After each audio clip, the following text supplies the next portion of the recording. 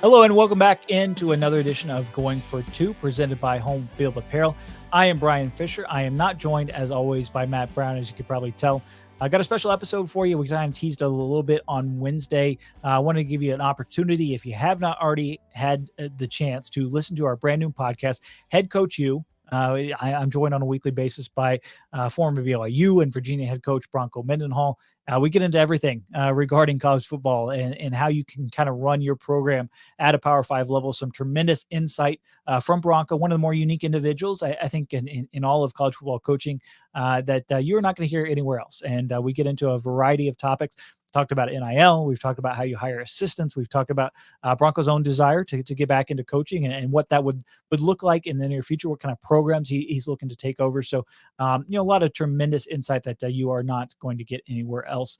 I wanted to say that, but before we listen into this week's episode, which is all about recruiting, I think everybody understands that is the lifeblood of the program. And nowadays, whether you're at the highest of Power 5 levels and competing for the college football playoff, or whether you're down at the bottom of the FBS ranks, it is all about recruiting. We talk about the transfer portal. We talk about things that we would like to see change, some of the issues with recruiting going on right now, and of course, we kind of tap into those 3 decades of coaching experience for Bronco, and getting some of the stories that come to mind for him over the years. So thrilled to bring that episode to you in just a second.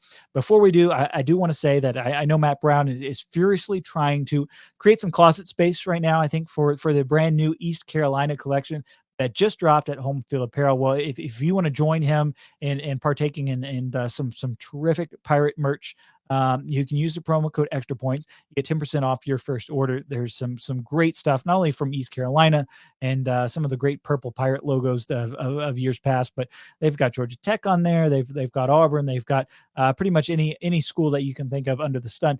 I've got a couple of Colorado School of Mines things. There's some tremendous, diversity in the Home Field Apparel offerings. There is something for truly anybody, and you can definitely save 10% off on your first order using that promo code Extra Points. Now, without further ado, I'm going to turn it back over to myself to introduce Head Coach U in just a second. But if you are a fan, please, at the end of the show, go ahead and flip on over at whatever podcast app you're getting this here episode on. Go ahead and subscribe to Head Coach U. Go ahead and give 5 stars to it, because you like the podcast already. Go ahead and give Going for Two 5 stars.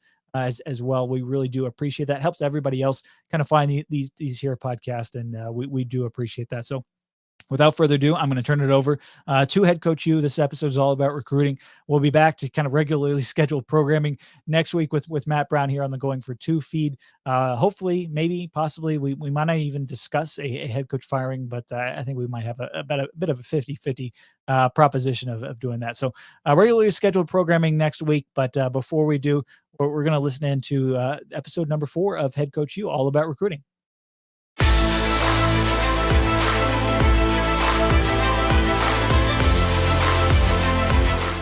Hello, everybody. Welcome back into another edition of Head Coach U. I'm Brian Fisher with D-Win Ticker. Thrilled to be joined once again by Bronco Mendenhall, the former BYU and Virginia head coach. Bronco, how you doing? I'm great. How about you, Brian? Oh, I can't complain. Staying busy, certainly, as college football and the NFL picks up, kind of another crazy weekend. It seems like I continually repeat that, but that is such as the nature of football and this sport. I was actually looking it up the other day. It's funny, coming off of our conversation a while back on an earlier episode about kind of managing games. Half of the NFL games so far this year are decided by 6 points or less. So that late game management. If you want another lesson on that, go ahead and be sure to listen into an earlier edition of that Head Coach U before this one. And Bronco, I mean, big things for you. You're all moved into your new place. How are things going at home? Wow, there's so much going on, but there's not a single box left right now, which was we plowed through, and so we're in our home here in Montana. Just got done unloading hay at the ranch, and so at least that section of the barn is done, and so making huge progress. But really, that was part of the whole plan for Holly and I, is to build the infrastructure for chapter 2. And so right to pause and get all this set up, and then be able to really, without anything else hanging over our head or things to make sure we had to get done, we're able to go, in the term you and I just used, kind of turnkey, right? Where my wife and I are able just to show up and everything's good here and we'll be good wherever we go. And so, but back to your point for a second on on parity in the NFL. And I might have mentioned this on the last or on the other episode. I got my hands on a study early on in my career that was commissioned by a team in the NFL, and their research was really clear, knowing that at that time, and I couldn't tell you today, but at that time, the average margin for victory or defeat was a touchdown or less, right? And that was over quite an extensive period of time. So now, if you're thinking about a league that the normal game is a touchdown or less, wow, then the game management component becomes really clear. But interestingly enough, they had a way at that point to weight plays, right, to give them value, and they were finding that 3 to 5 plays per game were really deciding the outcome because the margins were so thin. And anyway, then there was this theory: okay, what's determining the outcome on those 3 to 5 plays? And there was all kinds of theories, right? And again, through this research at this time, it's a little bit outdated now, but still resonated with me. At that time, this idea was, okay, what determines the outcome of those plays? And the first thought was, well, whoever has the most talented players, right? And that's going to determine the matchups. However, what the research found was whichever team had the most players doing their assignment at the highest level was determining outcome. And so, really, the collective execution of a team on those critical extra weighted plays was determining outcome. So the team's culture, their execution, certainly the ability plays in, but the ability wasn't the differentiator, right? The collective execution of whoever had the most players doing the right thing ended up winning the day in terms of, at that time, determining outcome, which I've always, it resonated with me. Certainly there are positions of disproportionate value, quarterback being one, no question, and the rest are debatable. There's all kinds of, but however you build your team, wow, if that research still holds today and the collective outweighs maybe a talented individual, then right, a group of B players, B as in boy grading, with a few A players at the right position sprinkled in, could be pretty strong culturally and systematically, could have sustained success, was my takeaway from that point. And so again, it's just an interesting thought back to 6 points or less.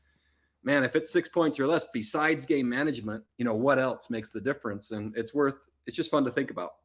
Well, I love that you mentioned players because I think that's a topic that we're going to get into on this episode and talk a little bit of recruiting. I think that everybody understands that is the lifeblood of every college football program. We don't have any draft picks in this side of the sport, but I'm curious if we want to start out with a bit of a story. Do you have a really good recruiting story? I'm sure among the thousands of home visits you've done, you had to have eaten some pretty good meals and had some tall tales to tell.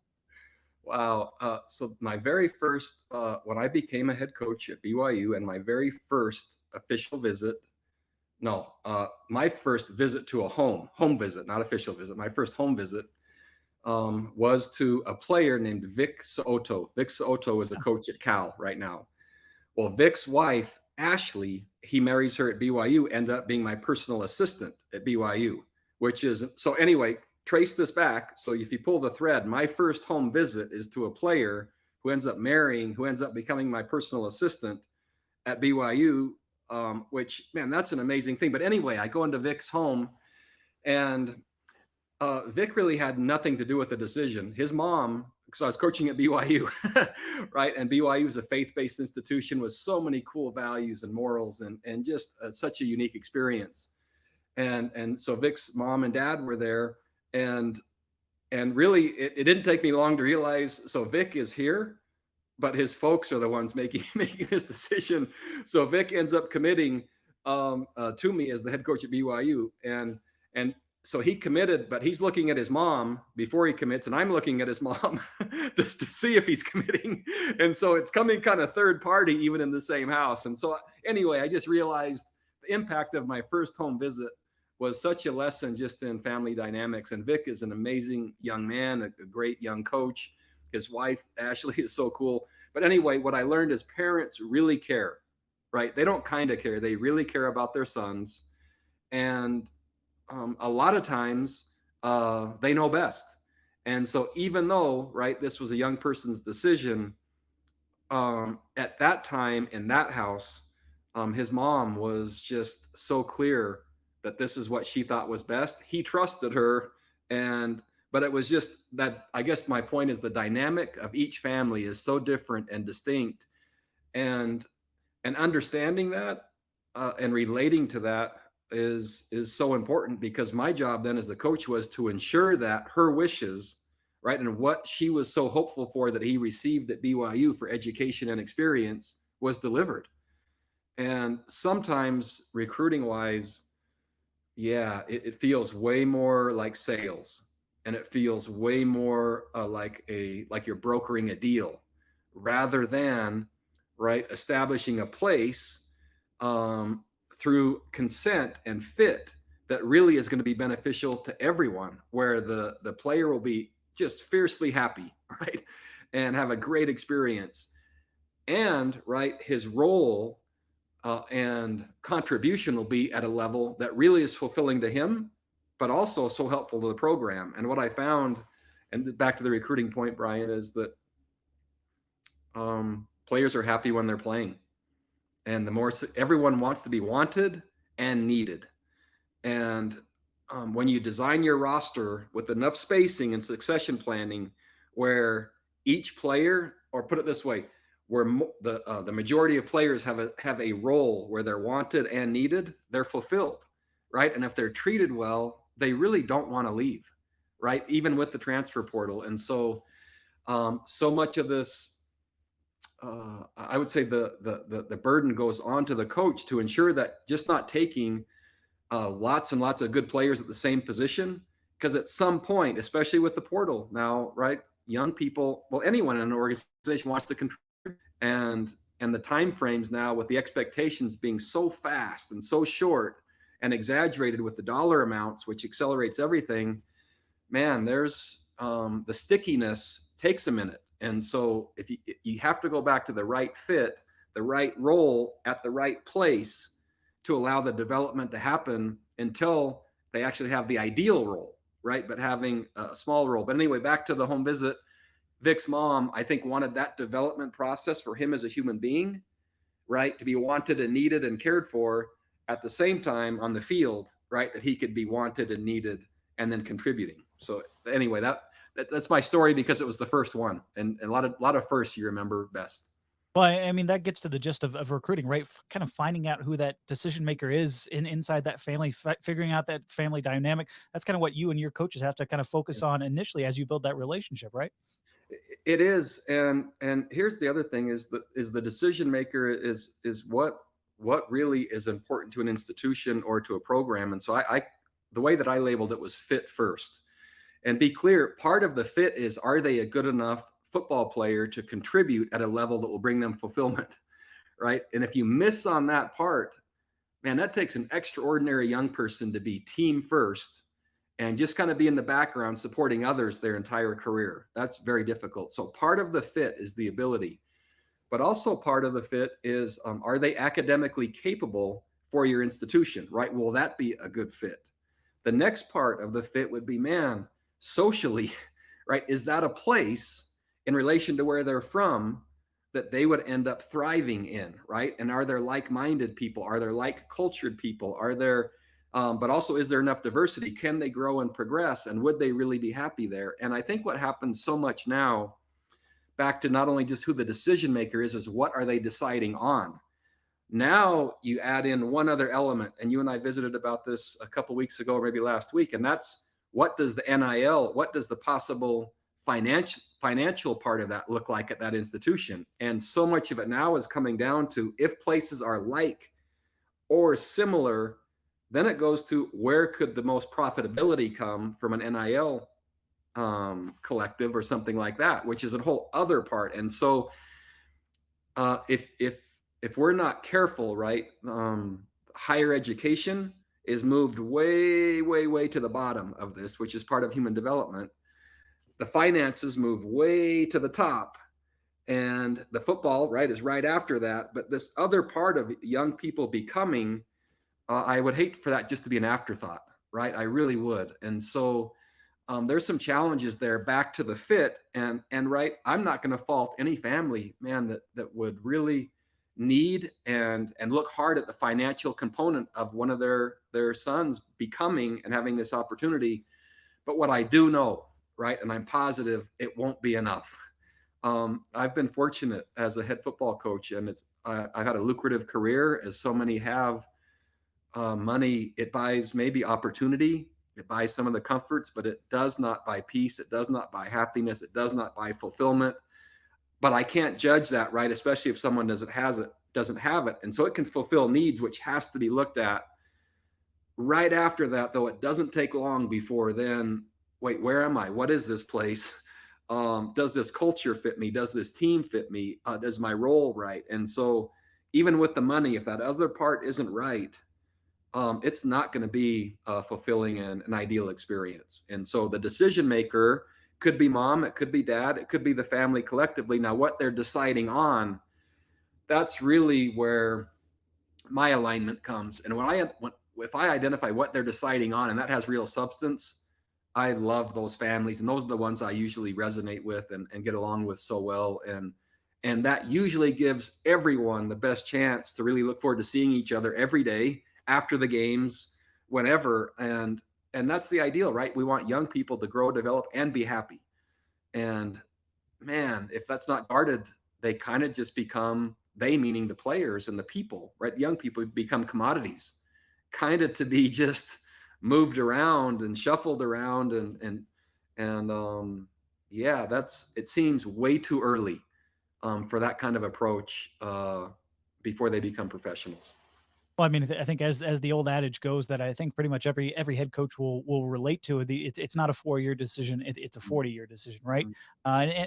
I'm kind of curious, just kind of go back a little bit. What is the process like that you kind of maybe started with and evolved? You know, are you in there watching film of every single prospect before extending a scholarship offer? Like, how's that dynamic working inside the building there, both at Virginia and BYU before it? Well, each process was different. And so at Brigham Young, I extended every scholarship offer. And the dynamic of BYU was so specific and the filters were so clean that, man, I agonized over ensuring that a young person would truly be happy there, right? And that's who they wanted to be and would be fulfilled. And so I extended every scholarship offer. And analytics are huge. I love numbers, right? And I love analytics and I love data. And under pressure, I want more data, right? And then the intuition starts blending in. And so the initialist, well, and at Brigham Young University, I would not offer a young person in my career there early on, especially unless they came to camp, where I wanted to see them demonstrate the competencies just so I could be as sure as possible, but also so they could be coached by myself or our staff and they could then see, oh, wait, this is what this looks like. Is this what I want? So I tried to be really transparent there to the point where a scholarship couldn't be offered unless they came to camp. And so I've moved off of that since, but that's how it started for a place as specific in criteria as BYU, right? And I would say that that would be a great best practice. The more specific the fit, man, the more competencies have to be shown and demonstrated with as least risk as possible. So anyway, after we assessed in person, right, then analytically we'd look at their position and the predictors, the predictive analysis. This is independent of any computing service, right? Within our systems, offensively and defensively, what were the key determinants and predictors for success at that spot, right? And then we went even further and tried to have that algorithm go to age specific. So our numbers would be relevant to 16-year-olds, 17-year-olds, etc. And then, right, wow, we had to decide, are they going to go on a mission for the church? And so there, rather than a 5-year succession planning model, it was 7 years. And so your recruiting class would basically come back or would be signed, but then you wouldn't get them for not the next year, they'd come the following year. And so you're trying to make sure the faith-based part was balanced also, but then the academic rigor at BYU was very difficult. And so we started looking specifically for what else will predict success. And that came after my first couple of years where almost a third of the team exited BYU and we were winning and winning a lot. But the rigor, I run a demanding program to develop people, right? Not just for the sake of watching young kids try hard only. What we found as an additional predictor was other things that young people had done that demonstrated they were willing and wanted to do hard things. And so, man, if a young person was a great student and a really good player, but then held a job also, wow, that got my attention. And so if in my faith, there's what's called early morning seminary, which is like Sunday school before high school even starts, right? And man, if let's just say their commute might have been 45 minutes to the church building, and let's say they had 95% or even 100% attendance, that was like, okay, again, yeah, check, right? So this is a great player who's a really good student, but man, there's additional things here. And then wrestling was a great predictor, right? So any because it's hard, right? And so anytime two players were of similar ability, similar character, similar academics, man, if one had done harder things in his life and was drawn to that, and the other, they were more suited to our program and the program I was running at BYU. So the analytics were heavy in there, right? The lifestyle was heavy in there. All the analytics were heavy, and then I was watching him in camp. We were trying to check every box possible, and then only I would offer the scholarship. And so, yeah, and that really helped us reestablish BYU's success and have it be consistent for a long time, right? And anyway, that was that program. At Virginia, wow, we had no idea what we were doing our first year in a brand new part of the country, and really choosing who truly fit at the University of Virginia. We knew what a good football player looked like, but I didn't know Charlottesville, and I didn't know the University of Virginia, and I didn't know the ACC, and I didn't know some of the unique challenges and opportunities culturally there. And so made lots of mistakes in year one.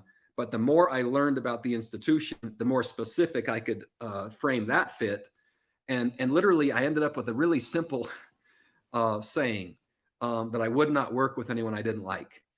And so for me to like them, that means, right, this would be in our building as a football office, but also if I went to a player's locker, behind every door of a locker or every office, there better be someone that's just an amazing person, like that I really wanted to see every day, who was also really good at what they did.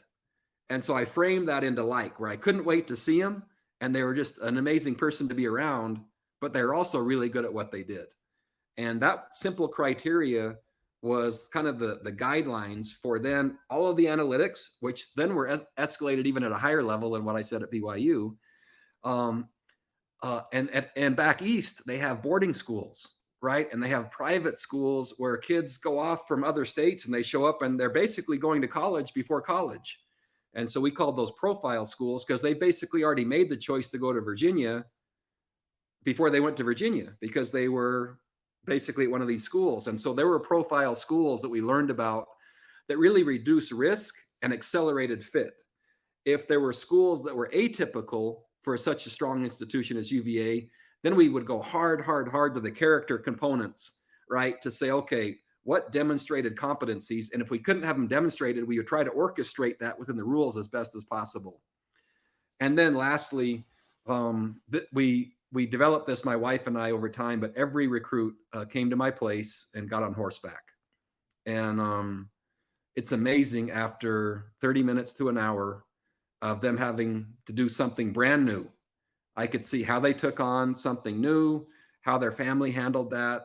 And were they someone that I really wanted after spending some time riding around the pasture that I really wanted to be with? And they could see the same thing. So at the end of all the analytics, all the intuition, right, all the school they came from, all their other activities, then when they came on grounds, it was still, and the next day, man, it would be follow the leader off the diving board at our pool, and I'd see who was taking a nap and who would follow and do a flip and who'd want to jump off and catch a ball and who would participate. And that's what our program was like. So I was looking to have those competencies demonstrated. And again, the whole reason is to have kids stay, right, and have them be fulfilled. But also, this is already saying they're a good enough player to contribute, right? And even with all the rest, their role ultimately determines probably their highest degree of happiness, not exclusively. So you still had to get that part right. I'm always interested. I used to be a recruiting writer way back at the beginning of my career, and it was easy to identify. Jameis Winston coming out of high school. They kind of stood out. Kind of Yep. beyond their peers. But you guys were so good at both BYU and Virginia, kind of finding those diamonds in the rough. Was there something in film that you could see and were able to kind of project? Were you using those analytics? Was there something that you said, what? Not only is this guy a fit for our program, but we know that he can develop into a starting caliber player. Yeah, and I really framed the programs that I've run, both of them, as developmental programs. not only on the field, right? And I love that idea. And the majority of the recruits in today's vernacular would be 3-star. And what I found is, and I'm stereotyping here, there's certainly exceptions. So that's a disclaimer. But I found once it went to 4 and 5 stars, the more football only is what the family was looking for. When it was down to and those there's certainly exceptions. So please, I'm not throwing a blanket statement, but in the 3-star realm, man, those families were looking for football and that became a philosophical fit at a higher level. But those 3-star players, we were taking the ones that we thought would end up, and again, in the world's terms, being 5-star. And so Charles Snowden would be a great example. At Virginia, he's an outside linebacker for us, and we knew exactly the specifications, the body type. So in our recruiting manual, we had a picture of our ideal of every position. And so what their size, what their weight, what their speed. And there's just volumes on each thing. And so if someone wasn't already there, we were looking, how likely would it be that he would become that? That's where the analytics would play in. And so Charles Snowden, for instance, is an outside linebacker for us at UVA, somewhere between 6'7" and 6'6", 6'8". You never truly know. I think the NFL got him at 6'6" something. And he was probably 185 pounds in high school. We were his only scholarship offer, and he was a basketball player, and he played a little bit of receiver. But we thought, after seeing Alani Fua at BYU and others, and Brian Keel, we started seeing him as a 3-4 outside linebacker with amazing range and a fluid athlete with long levers, with really good ball skills. And it wasn't long before, I shouldn't say that, by the end of his development, 240-ish, right, at 6'7", and running well and playing well on special teams. And it just, when you see the pictures, and I used to put him up in front of our team in a team meeting, the team would just die laughing because they would see him, and then they would all turn to him and be teasing and throwing things at him in his seat.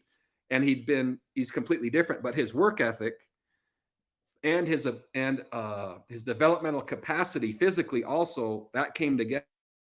I loved being in that space with kids that were really hungry, really driven, and wanted to become, but then also physiologically and also analytically, we thought there was the space they could become. And sometimes you're coaching at places that young people aren't racing to as the destination for football only, right? There's a few of those places. That's why the fit became so important, because while they're developing, man, I hope they're loving the community, right? I hope that they're loving their teammates and that institution, as well as having enough of a role at each stage where those simple successes were building momentum, right? And so the 3-star, well, the developmental player, that's my passion. And it doesn't mean that I don't value and trust and love 4 or 5, but what I found is I just haven't coached at places yet that it seems like those were the ideal places that tier of player wanted first, because there were other things, either faith or academics, at such a high level that they could maybe wasn't as high on their priority scale, which goes back to fit. I'm not surprised you brought up a linebacker, being a former linebacker yourself. But is there a position on the field that is more difficult than others, and that you do kind of have to lean on your staff a little bit in terms of not only finding the right fit, but understanding, this, I can't evaluate offensive linemen. I might have troubles with quarterbacks. Is there one position that not only alluded to you, but I think in terms of head coaches everywhere is more difficult than others to evaluate? Well, what I can say for sure is I can give you impact, and what has the most impact, and that's quarterback. And so there are Elite 11 camps, and there's the Manning camp, and there's the different ratings for the quarterback, and they're being recruited so young, right? And so if you're not offering, which by the way is a whole other maybe podcast, offers that really count as an offer, not offering just to say you're offering, but then if they try to take it, they can't take it, because that's not an offer, right? That's interest. But really, as a sophomore, so much of the quarterback recruiting is already happening. And wow, that's hard for the young person, and it's also hard for the coach. And so in terms of what will drive a program and what will really determine outcome at the highest level, that position. And so, man, your quarterback coach / offensive coordinator / player personnel director, I've had scenarios where those 3 all viewed it something different. And WoW, as the head coach, ultimately is the one that has to choose the player that's going to be leading your program with three different and distinct voices on a given player. That's so I was involved heavily at that position just because of impact. And so it's difficult, but not impossible. But the succession planning you have to get right as well. Because if you go every year at quarterback, so let's say you have a senior, that junior isn't necessarily going to want to be with your program if he could be leading another program and he's just 1 year behind the starter. So how you space that is also critical. But back to your question of what's difficult. Offensive linemen that are maybe 230 pounds in high school or 220, but long and fast and lean. And can they get big enough? And all the analytical factors we looked at. So I think that's a real challenge. Could they become an offensive lineman? The way we mitigated that risk is we would only take them if we thought they could play as a defensive lineman for us if they didn't get to the size needed in his offense, which that way we limited the risk. And we did the same with quarterback, meaning that if we didn't think that they could play another position, Keaton Thompson, if we didn't think they could end up becoming exceptional and helping the team besides that position, right? That only helped them because they would always have a great place to play in our program, but it would help the team because we'd have another great player.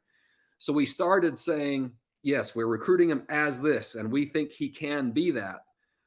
But then we started adding a second filter of, however, if we miss here, he could absolutely do this. That seemed to be better for everyone in terms of that role for that player being and contributing at a level that they were going to be happy through their program or through our program. The other one that I think is pretty tricky is corner. And so at corner, not many high schools play their best player just at corner one way. And there are some really powerful high schools that have lots of players and they're playing one side or the other. But very few people in high school play their best athlete only at corner and he doesn't play any other position. So we started adding a criteria again to mitigate risk. If a player was going to be a corner, he had to play something on offense. Maybe he was a dual threat quarterback, right? Maybe he was a great running back. Maybe he's a great receiver. But because that skill set was so specific and the number of plays that you'd see go their way was so small, it had to be something else. So anyway, I gave you three positions and then ways that we were kind of then, okay, we have to build in something else to make sure, right, that they can contribute. And again, if a player's contributing, the chance that he leaves, not very high. Well, it's interesting you mentioned Keaton Thompson there, who you guys very very lovingly labeled a football player. You know, Yeah. that's what his roster position was when he arrived in Virginia. But had a lot of success early on at Mississippi State as a quarterback. You know, led him to a bowl game. You know, there were some coaching changes. He ends up in the transfer portal. How has that kind of impacted things? You know, Oh, does it change your evaluation of players because you do have more film on them as college players, or do you kind of oh got yeah. to also go back to your high school roots and say, you know what, we got to evaluate this player how he is right now? I'm just going to give you the blunt answer. Once they played in college, I did not go back any further. I used the most relevant film and the most current film. And in Keaton's case, well, we just loved how he played the game, but we, as a person, he might be my all-time favorite person in the history of people. He's just, that's an exaggeration, but man, he's awesome. And when he came to Virginia, we saw not only how he played, or we not only saw his skill set, but like it's not only what he did, but how he did it. We just loved how he played. And he came to Virginia, and man, he was right in the middle. He and Brennan Armstrong were like on any given day. I was like, wow, I don't know. And but then his shoulder started hurting, and it started to be where he was having pain throwing, and it got progressively worse. But we knew, man, he's the heartbeat of our team. This guy has to be playing, but he could no longer play that position, and so he said, just you however I can be used. Like, yeah, I'm in. And so we literally just decided, can he run it? Yes. Can he block? Yeah. Can he catch it? Yeah. Is he hard to tackle? Uh-huh.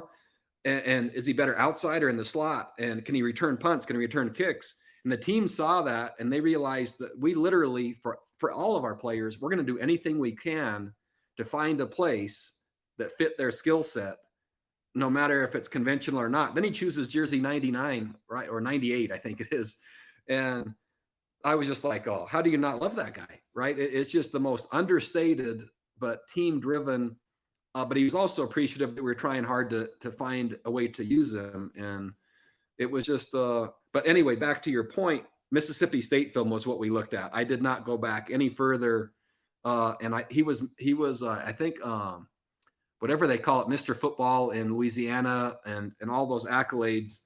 But let's face it, things change, right? And sometimes a year or two or three, and an injury or two, or sometimes just a confidence, right? Things change, and so I was using the most recent film simply because I thought it was the most accurate assessment. If that didn't tell me enough, only then would I go farther back. But that wasn't very often. Has the transfer portal kind of altered your approach as you maybe look to as you do look to get back into coaching? How you can kind of approach things a little bit differently? You know, you were known so much for that development aspect at BYU and Virginia.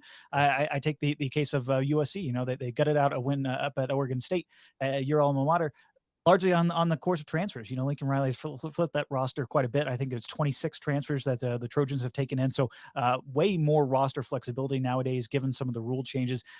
Has the transfer portal kind of altered your looking at kind of the future as coaches try to build these rosters?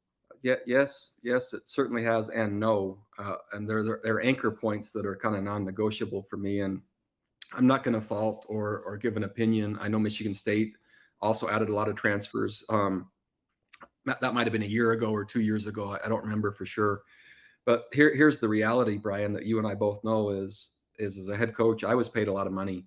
These coaches, they're paid lots of money, and with those money comes not only expectations but time frames that are quite frankly not realistic.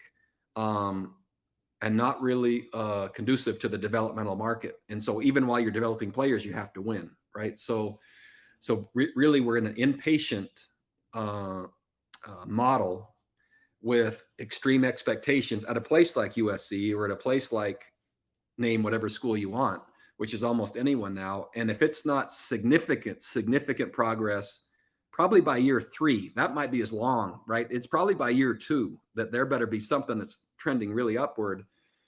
That third year is going to be pivotal. And so back to the portal question, what I like about the portal is now that there's a framework of windows when the portal will be open and closed. That was absolutely necessary. So I'm for that. The other part that I really like is the accountability on our coaching staff and our whole athletic department to care for the players we have.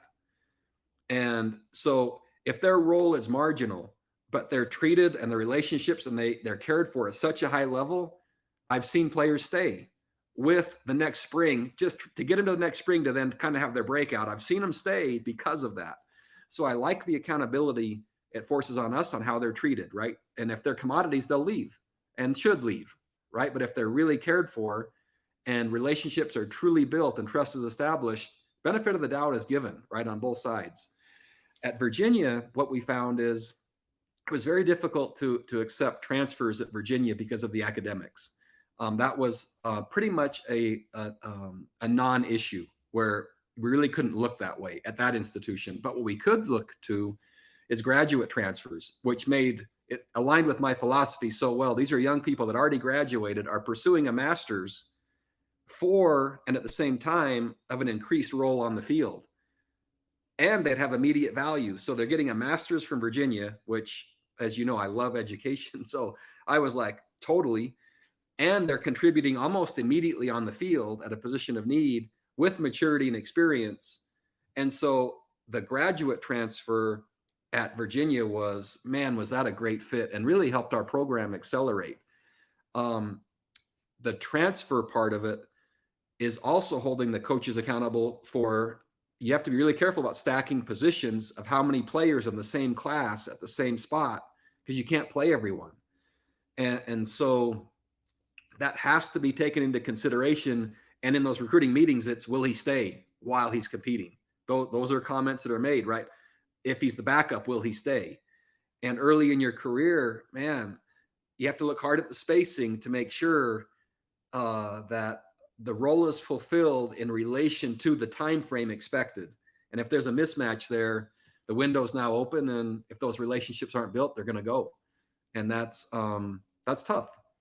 Yeah, the amount of Mac Joneses of the world that would sit Mhm, behind a mhm, Tua and a Jalen Hurts and just sit exactly. there and wait Great for his example. opportunity. That's not happening anymore. Did you have to kind of caution your coaching staff as well? Like, hey, you know what, this guy's not playing. You got to make sure you check in on him or something like that. It was daily, and it wasn't for only the motive of having him stay, right? And because if that's the case, we had this saying Ruffin McNeil taught me: "Real recognizes real." The kids know if they're a player first or a person first, and if they truly know they're a person first to your staff, right? They'll give you the benefit of the doubt through the trust part of it, and that's where we started liking players that we're recruiting as this position, but we know they can play this other spot.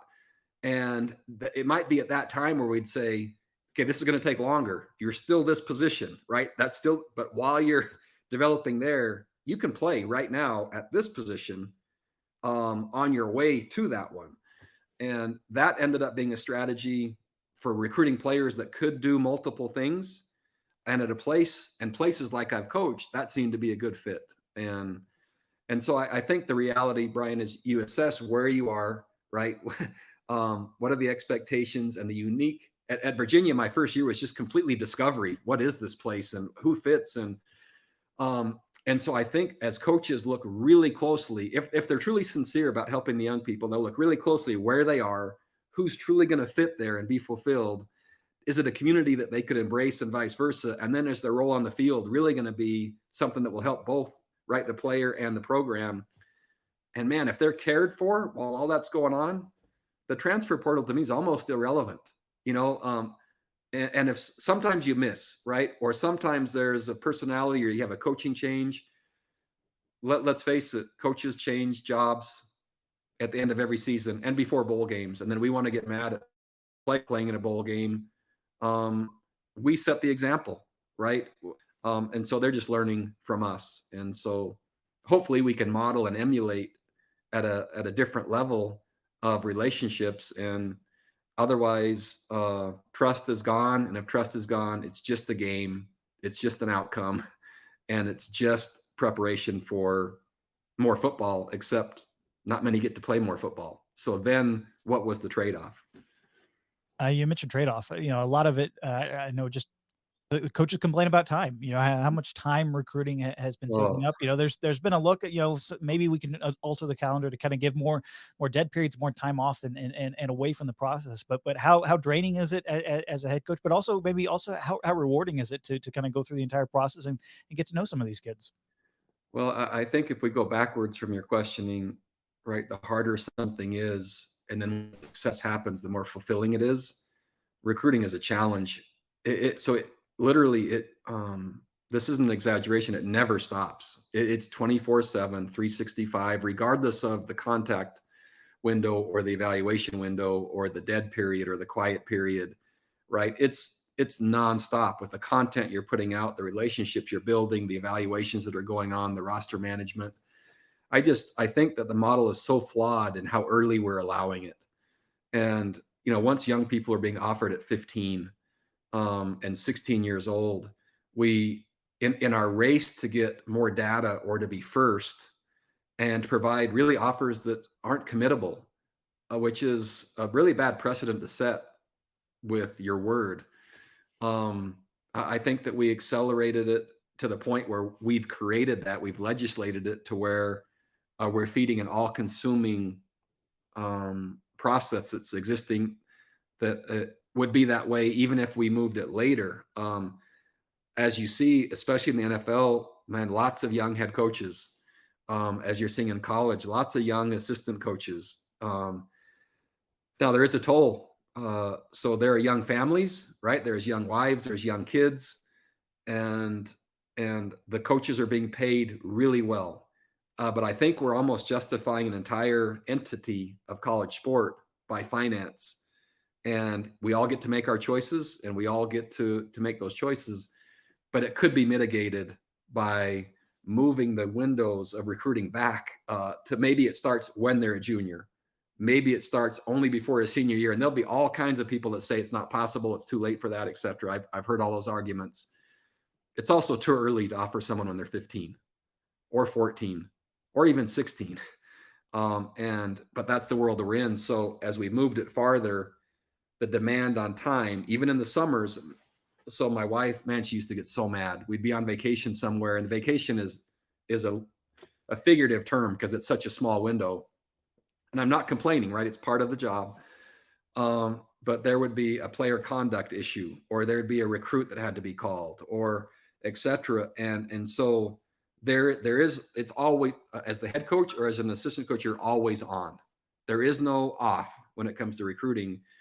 And so that in and of itself now feeds the cycle of the off-season rankings.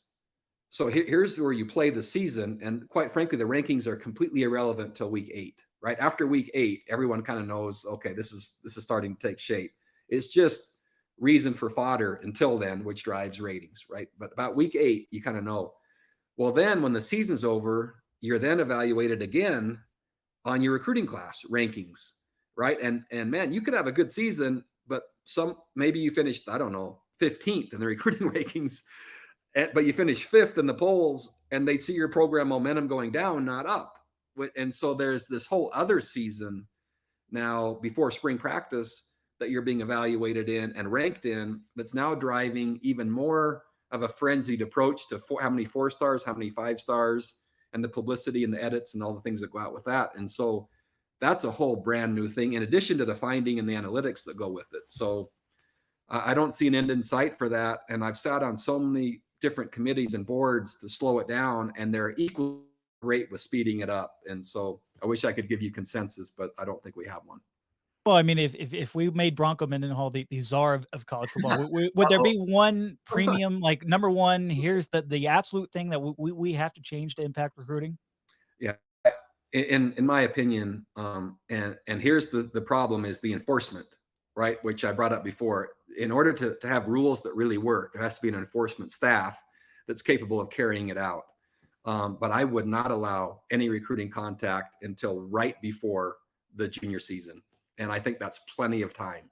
And so this idea of sophomores and freshmen and et cetera, that's so, to me, it's, man, if it started, and I'm talking about the football season of their junior year, right? If that starts when you could actually begin a process, that would be plenty of time. And if I was the czar, and there's already people voting for that not to happen, I'm sure when they hear this, but I I just think we're way too early, and it's driving an entitled and, quite frankly, a lot of lack of truth and transparency between coaches and families, because they're offering because 20 other schools have offered, but the offer is not. And if that family said, "Yeah, we want to come," most, when they're 15 or 16, well, okay, wait, okay, and there'll be some answer, but it's not committable, which is, quite frankly, not.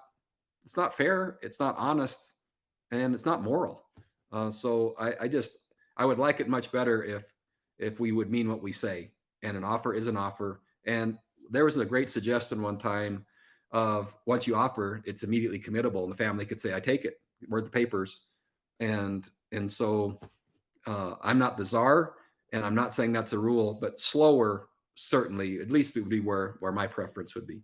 Well, I know a lot of head coaches that would jump on that bandwagon with you as well. And it's interesting you mentioned the signing of the papers. I mean, that has been something that has been discussed and talked about. Who knows if it'll end up happening? But there are a number of reviews here going on in terms of the football calendar and how it will impact recruiting. And some topics that I think we'll get into on this podcast here in the next couple of weeks. We could end up talking about this. I don't know about you, Brian. I could end up talking about recruiting for another hour Oh if yeah. you let us go in, right? There's so many issues and so many variables, but it goes back to your, I think the phrase used was the lifeblood of the program, right? So organizations are made of people, right? And the quality of people that you bring in alignment, in capability, in unity and relationships, man, that determines outcome. And so it's so competitive. It's not enforced very well. Now there's NIL to go with it, and there was so little forethought and structure given to to this before it was unleashed, and it was already not being enforced. And we've just made it much more unenforceable, even if that's a word. However, college football is an amazing game. Young people are fiercely capable and have bright futures. There's so many cool coaches that are doing really nice things, but structurally, they have plenty of things we can be working on that can make uh, maybe the game and the way the structure of the game is more character filled than what it is now in terms of real substance. Well, I think that's a great place to leave it. I know if you want to kind of get our thoughts on NIL in particular, we discussed that in the last episode and touched on enforcement as well. So those are two big things that kind of related to recruitment that we did discuss last week. But going to be plenty on this subject and much more in the coming weeks as we continue. Head Coach U, make sure you give us 5 stars and whatever podcast platform you might have. We're on YouTube, we're on Spotify, Apple Podcasts. Go ahead and tell your friends. We really appreciate that. Go ahead and leave some comments.